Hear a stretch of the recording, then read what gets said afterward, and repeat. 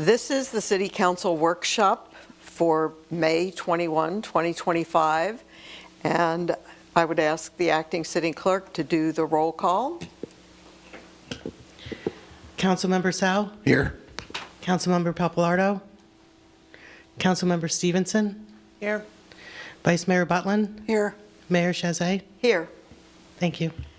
So this evening, we will have a presentation. This workshop is part of a number of them that we are holding as part of the evaluation and appraisal review of our land development code. And this revision, should we pass it this summer, will take us to 2045. So, Mr. Bapp? Thank you very much, ma'am. Stephen Bapp, Growth Management Director for the City of DeBary. We're doing the first real half in the last couple series of workshops focusing on data and analysis. Data and analysis, of course, will drive our goals, objectives, and policies, which we will be doing later this year. Tonight's workshop will focus on 4 areas: population, land use, housing, and economic trends. First, population. As many know, the City of DeBary has constantly grown at a rate exceeding Volusia County. And our growth, even though it's exceeding Volusia County, peaked primarily in the 1980s. Over time, the growth rate has reduced to be closer to the county's growth, but we are still higher than the overall Volusia County. We estimate, as of 1 October 2024, that DeBary's population was 24,503. This chart will be included in our comprehensive plan and shows our growth curve by numbers, not by percent. Starting with the first, and also shows Volusia County's growth. Volusia County is in yellow, we are in blue. As you see, Volusia County has been growing from about 170,000 to 553,000 as of the last census. DeBary, in the case of DeBary, we were about 3,000 people in 1970, and we've grown steadily to reach over 22,000 persons today, or 22,260 at the last official census. If we look at the growth rate, that means number of persons changed by decade, we see that we are still outpacing Volusia County for the growth. As the chart shows, what I mentioned earlier, with our growth peak being almost 80% back in 1980s, now tapering down to just around 15% growth rate today. If we want to map this out, which we will for the comprehensive plan as required, it shows where the population is clustered, primarily in the southwest and then in the center north core of the city, where the densest populations are. If we want to break down, the colors are a little off on this map. There are more than 0 persons per resident in the center part of our city. The 0 is really represented by the wider color. The shades are a little off on this map. But again, it can kind of show the growth, residents per acre, and the current density. And these are populations of persons actually under roof, not projected. We want to break down our population by our standard trends of race, gender, and ethnicity. This chart shows where we are today.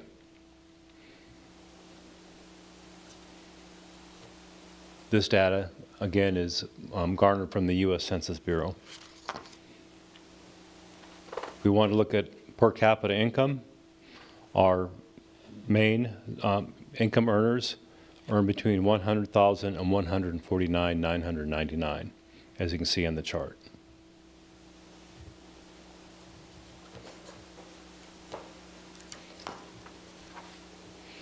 Staff then will glean data from the Census Bureau to present the age of our population.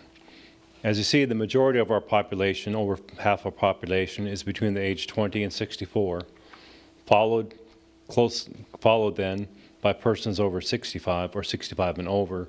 And the smallest category, even though it nears the 65 and over population, are the persons under 20. Population projections. We are going to look at three additional things for population projection, which is a vacancy rate, household size, and we've broken our household size down to persons who are owner-occupied residences and those that are renter-occupied. Now, looking forward to the end of our DeBerry 45 plan, we see a slow incline from approximately 25,000 today, reaching a population projection of just over 33,000 persons in 2045.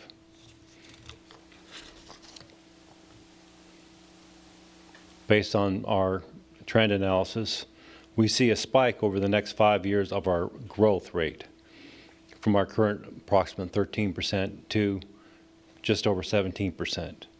But after 2030, what we see in our growth trend based on our planning factors is a drop in the rate, and then a stabilized growth rate of around a 1% growth rate past the year 2040, primarily due to DeBerry being built out, no room for annexation, and the residential distribution of lands being planned.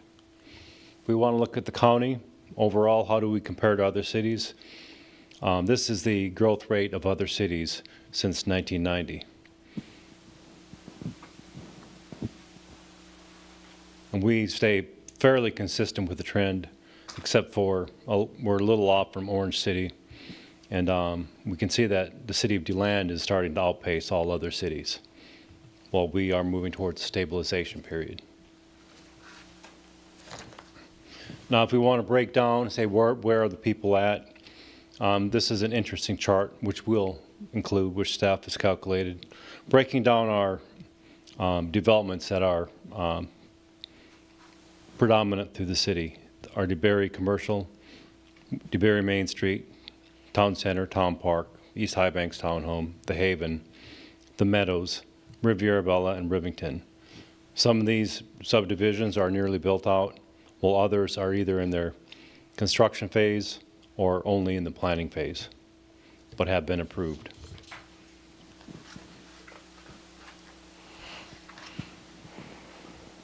There's a lot of focus on the TOD, which is around the Sunrail system. It shows our core, outside core, and transitional. Now the numbers we look at, we estimate the numbers in the second from the right column to be probably more accurate than what a maximum potential population growth could be. We don't see the core, even though some units are permitted at 32 units per acre. What has been approved is less than that.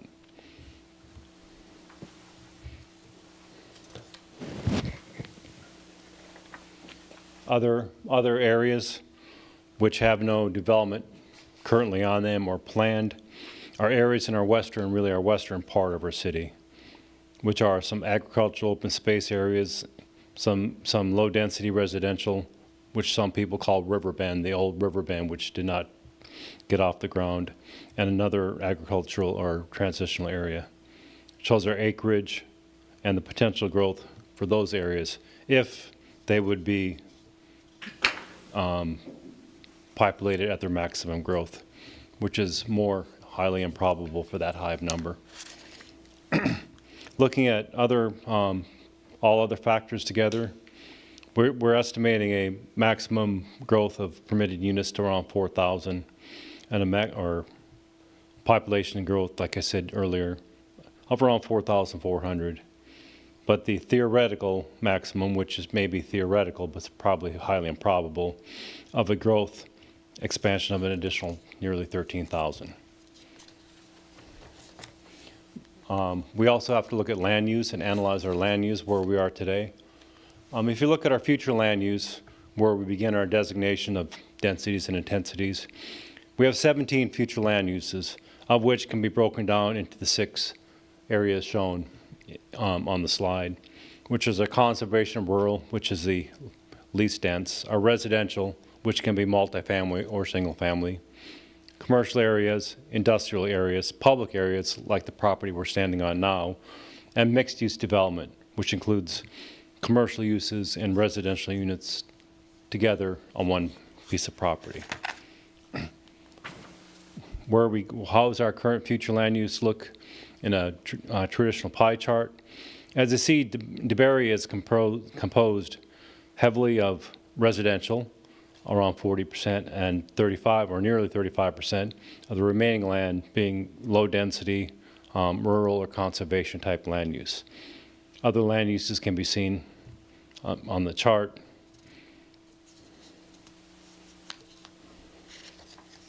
And if we look at this graphically, or excuse me, on a map, this shows the distribution.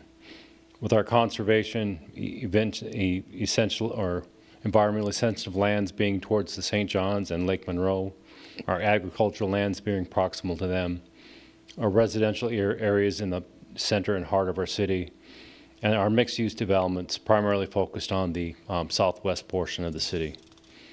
And then running through center to our city would be our older commercial areas along 1792, some along the High Banks node, and others along the small enterprise area we have.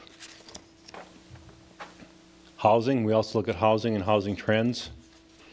If we look at the age of our housing stock, it clearly matches our population growth. We see a lot of growth in development of housing units in the 1990s and early 2000s of where we are today. So those are the majority of the existing homes are from that time period. We do have some homes going back to pre-World War II, but there are very few of those homes in the city of DeBary.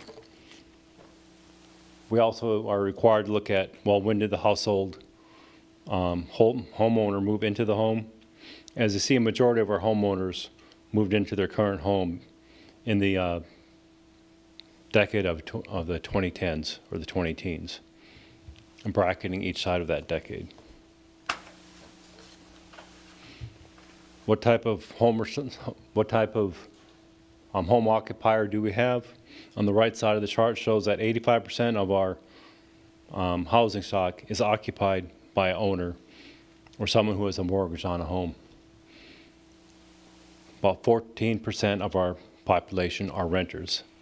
If you look at what type of homes do we have a large majority of our housing stock is all in single-family detached homes.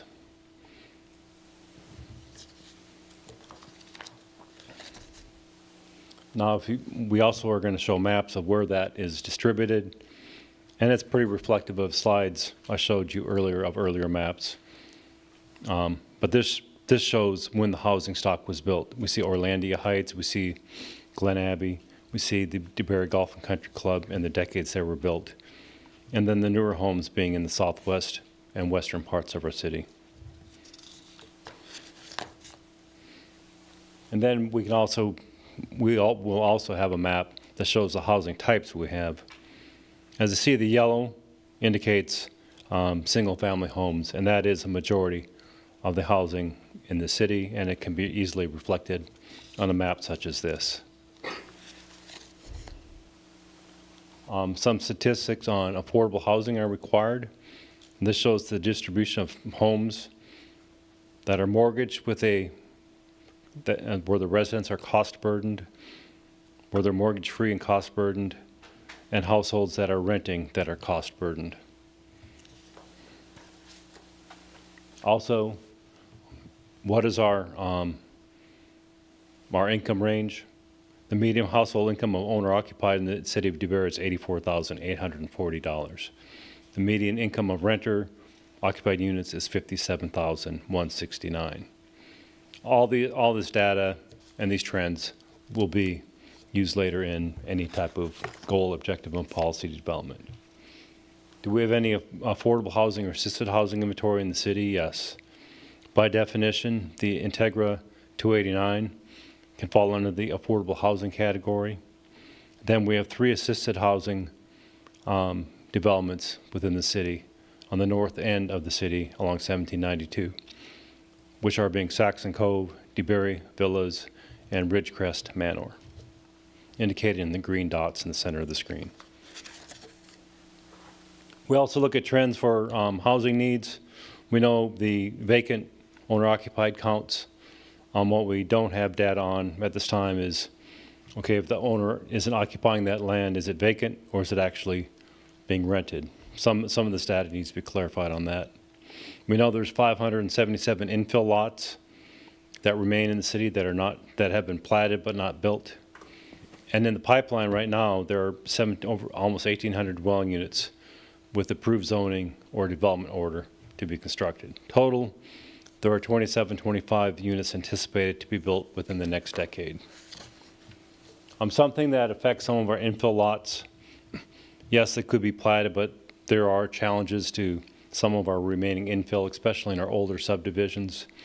Some of the lots are non-conforming. They don't meet a dimensional requirement as current by code. Some don't have a direct paved roadway access. In the southeast portion of our city, we know that a lot of our lots are impacted by wetlands or floodplains and really difficult to build on by today's environmental standards. We also know that, especially in our southeast part of our city, a lot of the housing stock is getting older. A lot of it was constructed in the 1950s and 1960s. And also, other things we need to consider for our housing policies are the availability of housing for our aging population. As I showed earlier on the chart, but nearly 28% of the people are over 65 or over. Now, where is our vacant residential property? As you see, it's dispersed. It's dispersed in the city. What's vacant is indicated in the yellow dots that dot throughout the map you see before you. Also, we look at the economic element, the required things we do. One thing we look at that we're required to report on are the vacant commercial properties. As you see along the 1792 Benson Junction area, yes, some of that is the new TOD. Some of it are old expired PUDs that were not developed. We also have some vacant commercial property on the kind of the north part of 1792 above High Banks. And we also have some commercial property scattered on the east end of Dirksen and some along Enterprise Road.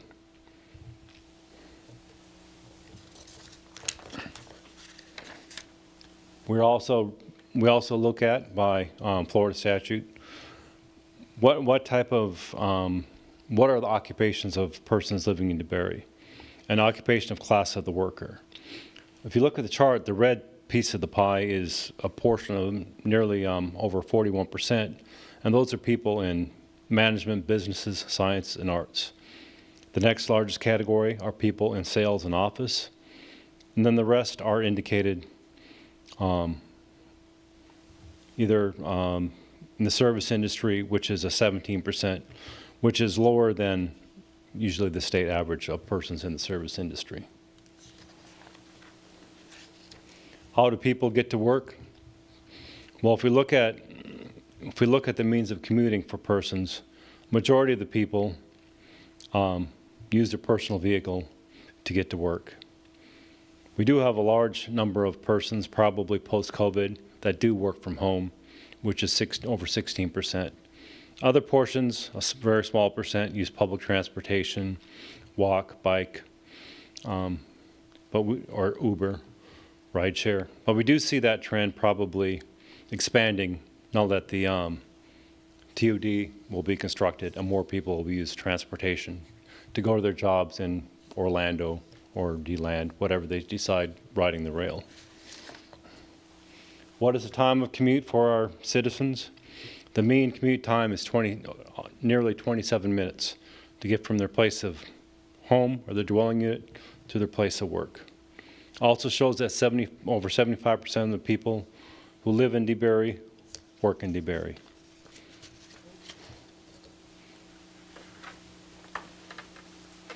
We have a fairly low unemployment rate of 4%.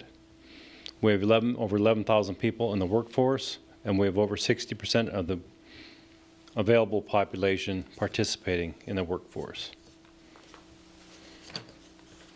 Those are the 4 areas we're going to present to you tonight. What we see scheduled on our next workshop, projected now for the 4th of June, 2025.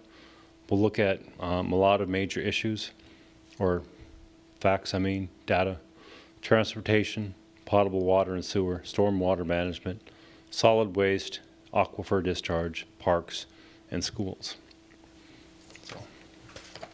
So that is the data. Thank you very much. Thank you. We have one person for public participation, Yvette Best, if you would come give your name and address for the record.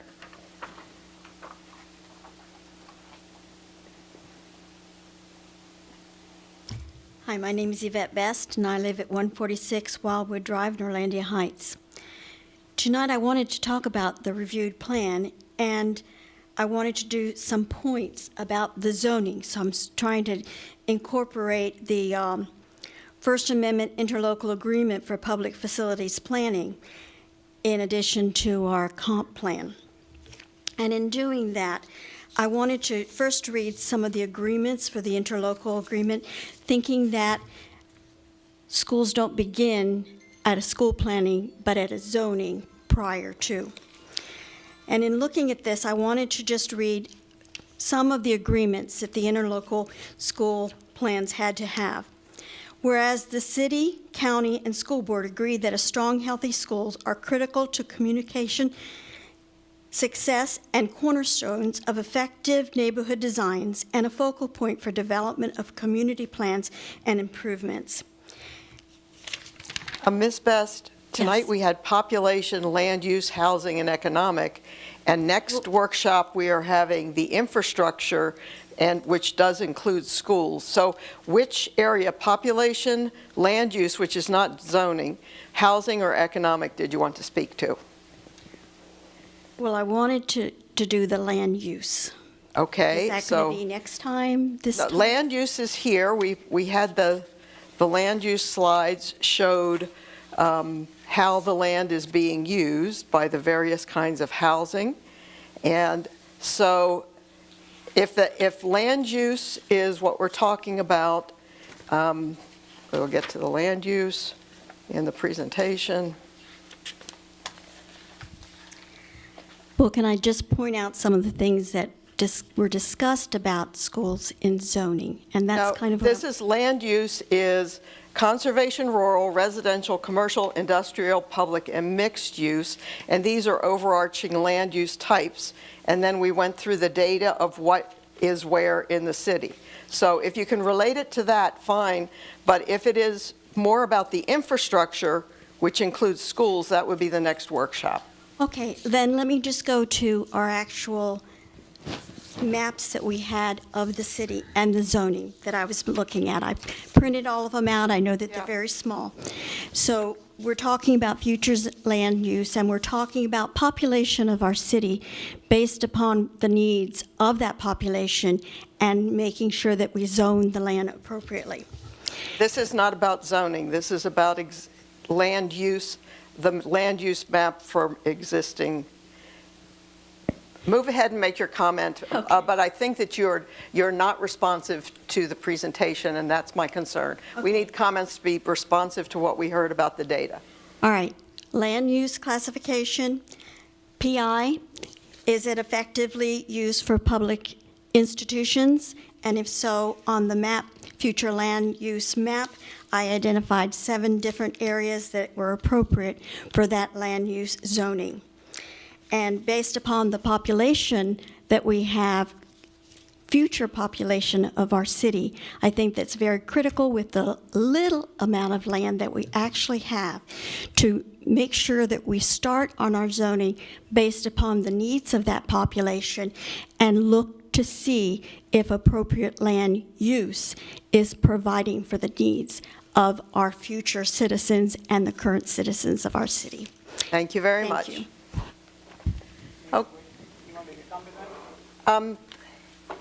I'll get council comments first, or no, go ahead and make a comment Well, in response. yeah, and I understand where Ms. Best is coming from, but our comprehensive plan plainly states that schools may be permitted in land, in any land, Any land use, any yeah. land use classification. So any land use classification in the city can allow for a school, but it only is subject to the approval of the city council. Right. And so folks saying that the city doesn't plan for comprehensive planning for schools, we do. We allow it in all land use classifications, Correct. subject to the council's approval based upon a number of different factors and consistency of comprehensive plan. So, and each decision, it requires a quasi judicial hearing, which we followed. So Okay. anybody who talks about schools need to be planned in the city, we have. It's just it goes in every classification, but it's subject to the city council approval. Thank you. Okay. Councilmember Sell. This was very informative and very scary all at the same time. I know 2019, 2020, 2021, you would say, well, where do you think the population's going to max out at? And I always heard 25,000 people. I think I heard that 100 different times. And I think we're going to surpass that by a few when all this is done. This is like a 10,000-foot view of, like I live in a home built in the 1950s. I know my neighborhood was filled with blue-collar retired folks who are slowly drifting away and being replaced by a younger group of people with kids, which is great. Both the houses next to us on the left and right have been replaced by younger folks. And they help me do all the heavy lifting now, which is great. So it is interesting watching the population turnover. Our home was less than 50,000 25 years ago, which to me was affordable. Nowadays, the affordable number has really moved and jumped. I worry about future generations, for sure. I also worry about we're adding 2,725 more units to the city of DeBary, and all those bring 2.5 people with them. It's eye-opening for me, and I've been here for almost 5 years. So I appreciate all the work you guys have put into this. I really do. Thank you. May I make a comment on that? The 2,700 units that you see on there, many of those are not buildable. Because, for example, on the west side of St. John's Estates is all wetlands. And so you can't build on those, even though they're platted lots. They were platted back in the 40s and 50s and 60s. But a lot of these lots are either well below the road or in wetlands. And so, yeah, it looks like a big number, but there's other factors that he explained too. After that one sheet there's a number of factors there where some of these lots have got a lot of wetlands. They're not buildable, but you have to show the number of available units, even though there may not be buildable. Do we have a real number then, like closer? I guess can we do an evaluation of the remaining lots on the probability of being built on? Yeah, absolutely, we can do that. I mean, I'd say out of that number, you can take off probably at least 450.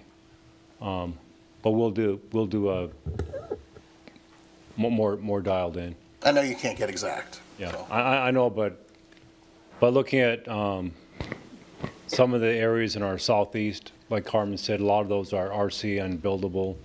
And on the west side, it's also platted, but we can get a little more accurate number. That's not a problem. Thank you so much. So, yep. Councilmember Stevenson? Thank you for the presentation. I'm enjoying, again, like last week, all the statistics and numbers, seeing how our city's population has changed and kind of went through its major boom already, but now just these final remaining projects getting filled in, like we were talking about back before we were even elected, and they were planning for the TOD area, and now we're seeing us get closer to that final stage. So, thank you. Vice Mayor Butlin? Thank you, Mayor. Thank you, Mr. Bapp and your team for getting this out. I know this is a lot of work and a lot of detail, but it's good to have. It's going to get used to changing my numbers in my head because I'm like Carmen. They just keep repeating and repeating and repeating. So just like I had to get used to get rid of the 2.9247, that's gone. But, so it's nice to see these numbers. I'm glad we're not tripling or doubling our numbers. You know, seeing the small growth is what's been planned, I guess.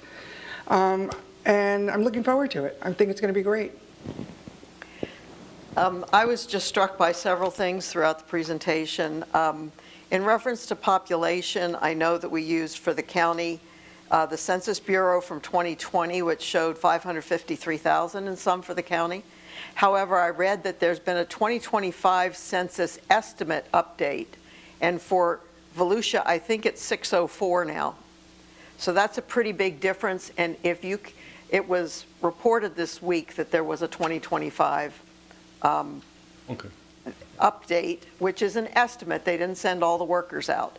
But I would like to see, because it must be findable since I saw a news article on it, I would like to see the 2025 estimates updating, because for Volusia County, that's a 10% increase already since 2020.